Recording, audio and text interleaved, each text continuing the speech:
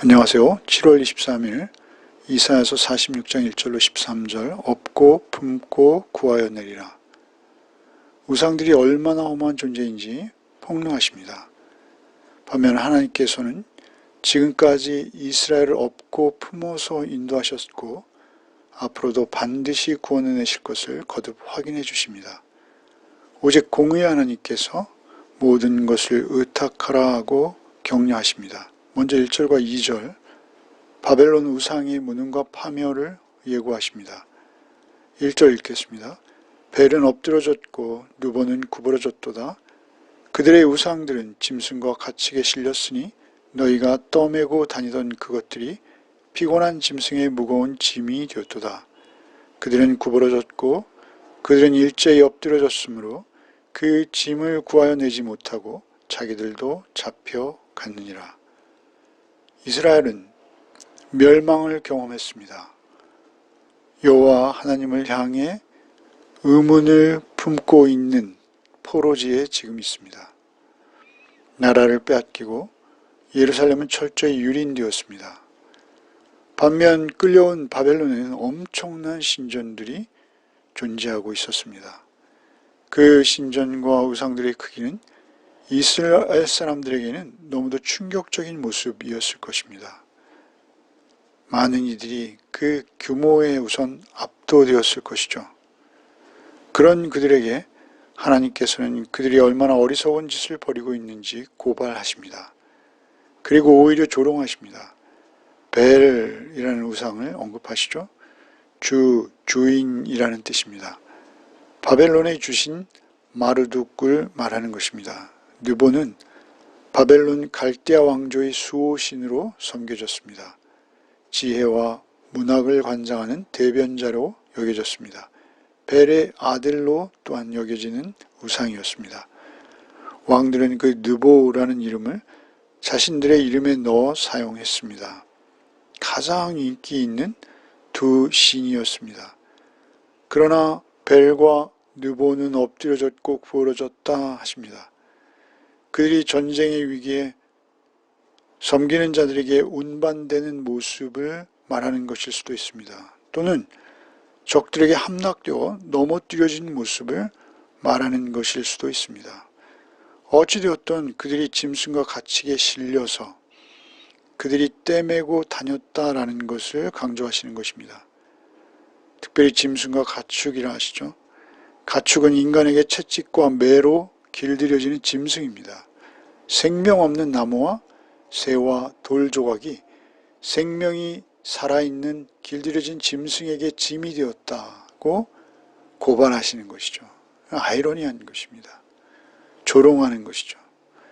인간의 매와 채찍으로 조종되는 가축에게조차 업혀야 되는 우상, 가축에게 오히려 짐만 되는 우상을 신으로 섬겼다는 것이죠.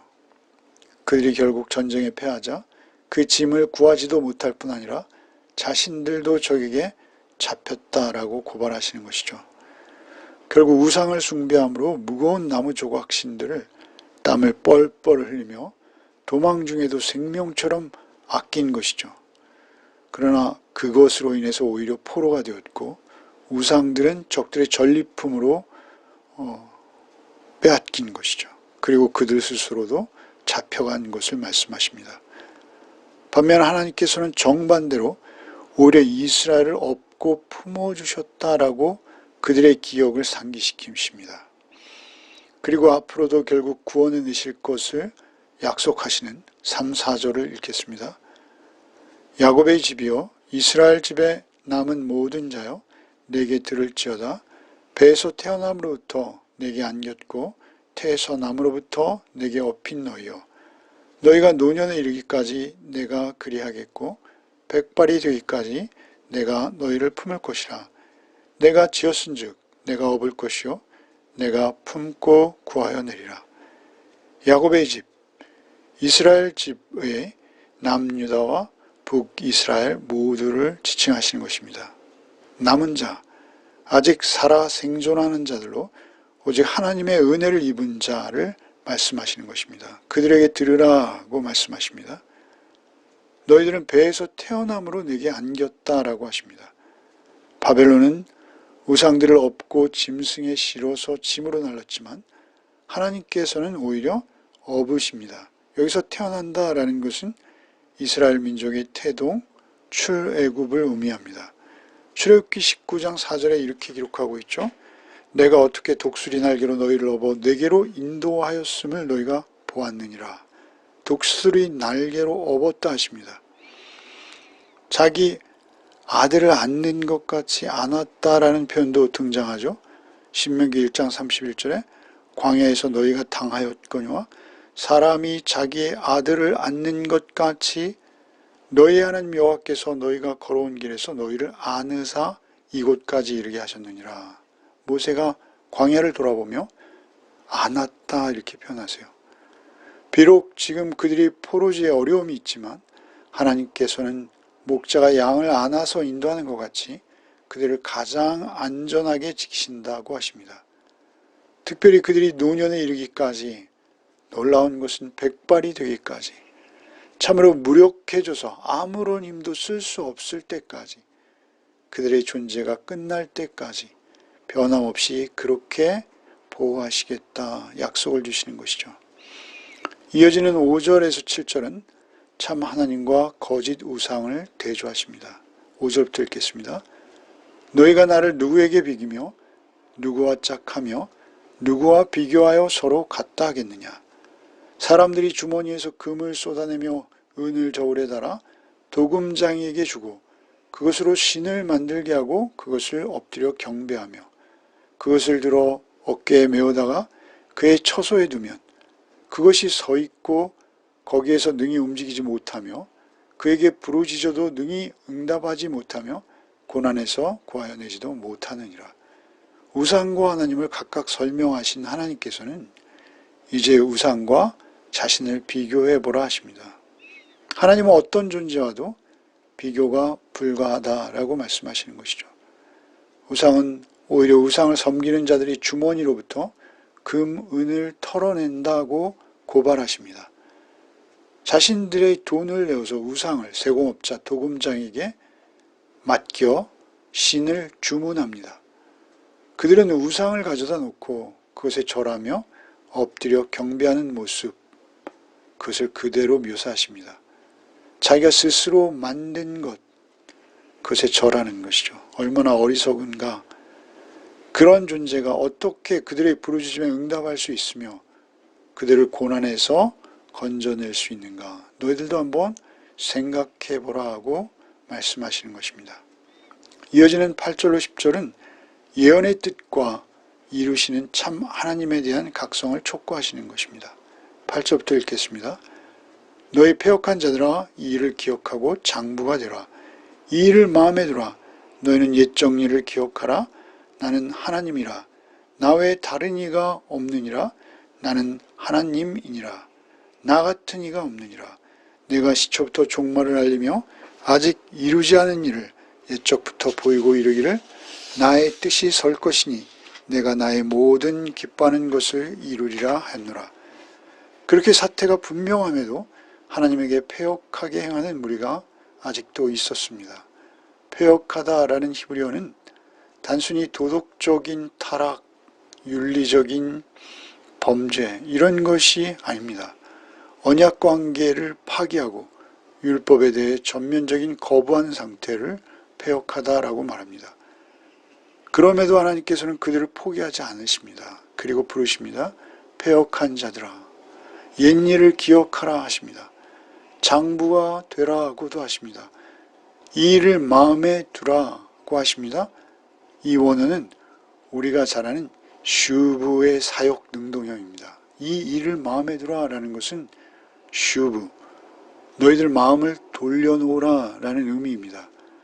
마음을 돌려놓는 것, 회개입니다. 포로지에서 바벨론의 우상을 향했다면 마음을 빨리 하나님을 향해 돌리라 하시는 것입니다. 큰 나라의 신이라고 참신이 될 수 없습니다. 오직 공의와 사랑을 행하시는 언약의 하나님만이 유일하신 살아계신 하나님이며 무엇과도 비교할 수 없다고 하십니다. 옛적 일을 기억하라 라고 하시는 것은 하나님께서 그들 조상에게 하신 일을 기억하라는 것입니다. 나 같은 이가 없다 라고 하시며 나만이 시초부터 종말을 알렸다 하십니다. 여기 시초, 메르시트는 창세기 1장 1절에 태초를 의미하는 단어와 동일한 단어입니다. 참으로 그렇지 않습니까? 태초에 하나님이 천지를 창조하시니라로 시작해서 내가 진실로 속히 오리라로 끝나는 책은 없습니다. 오직 성경만이 태초와 종말을 말씀하십니다. 오직 나의 뜻, 곧 하나님의 계획, 하나님의 의도하심만이, 하나님께서 기뻐하시는 것만이 이루어질 것이다 라고 선언하시는 것입니다. 이어지는 11절로 13절 말씀, 구원 예언과 하나님의 공의를 가까이 할 것을 당부하십니다. 11절, 내가 동쪽에서 사나운 날짐승을 부르며 먼 나라에서 나의 뜻을 이룰 사람을 부를 것이라. 내가 말하였은즉 반드시 이룰 것이요 계획하였은즉 반드시 시행하리라. 마음이 완악하여 공의에서 멀리 떠난 너희여 내게 들으라. 내가 나의 공의를 값같게 할 것인즉 그것이 멀지 아니하나니 나의 구원이 지체하지 아니할 것이라. 내가 나의 영광인 이스라엘을 위하여 구원을 시온에 베풀리라. 동쪽에서 사나운 날짐승을 부르신다 하십니다. 이는 메데 파사의 왕 고레스를 말씀하시는 것입니다. 날짐승이 먼 곳에서 신속함과 빠른 속도로 먹이를 덮치는 것처럼 구원이 그렇게 갑작스럽게 찾아올 것이라고 예고하시는 것입니다. 마음이 완악하여 공의를 떠난 자들에게 하나님께서 일방적으로 공의를 값같게 하시겠다라고 하십니다. 그렇게 공의로 찾아오시는 사건이 멀지 않았기에 하나님의 구원은 지체 없이 찾아올 것이라고 하시는 것입니다. 그것은 결국 하나님께 영광이 될 것이다 라고 하십니다.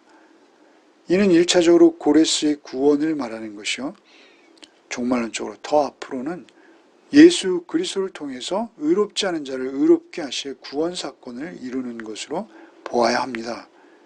12절과 13절에 기록된 나의 의, 나의 구원, 나의 영광, 이것은 모두 동일한 한 사건을 비추고 있는 평행구입니다. 1차적으로는 고레스요, 종말론적으로는 예수 그리스도이십니다. 하나님께서 자신의 의로우심으로 자신을 믿는 자들을 의롭다 하시는 사건을 비춰내는 사실 깊이 있는 예언의 말씀이라고 봐야 합니다. 완악한 죄인을 의롭다 하시면서 자신의 의를 손상하지도 않으시는 이러한 일은 그리스도의 피로 말미암는 구속으로밖에는 설명할 수 없는 일입니다. 로마서는 이것을 이렇게 말씀하십니다. 로마서 3장 21절, 이제는 율법에 하나님의 한 의가 나타났으니 율법과 선지자에게 증거를 받은 것이라. 곧 예수 그리스도를 믿음으로 말미암아 모든 믿는 자에게 미치는 하나님의 의인이 차별이 없느니라. 모든 사람이 죄를 범하였음에 하나님의 영광에 이르지 못하더니 그리스도 예수 안에 있는 속량으로 말미암아 하나님의 은혜로 값없이 의롭다 하심을 얻은 자 되었느니라. 이스라엘의 구원을 위해서 고레스를 일으키시는 하나님은 보다 멀리는 하나님께서 보내실 온전하시며 유일하신 구원자 예수 그리스도를 고레스를 통해 비추고 있다라고 보는 것입니다. 기도하겠습니다. 무지몽매한 이스라엘 구원하시기 위해서 고레스를 예비하시고 보내셔서 구원하시는 하나님을 묵상합니다. 구원을 하나님을 떠난 바벨론, 곧 세상 속에서 우상들에게 오늘도 우리의 마음을 빼앗기지 않도록 우리를 긍휼히 여겨 주옵소서. 오직 지혜를 주시옵소서. 오늘도 그 크신 은혜만으로 나를 구원하신 주님을 바라보게 하여 주옵소서. 나를 거저 값없이 의롭다 하신 우리 주 예수 그리스도 이름 받들어 기도하옵나이다. 아멘.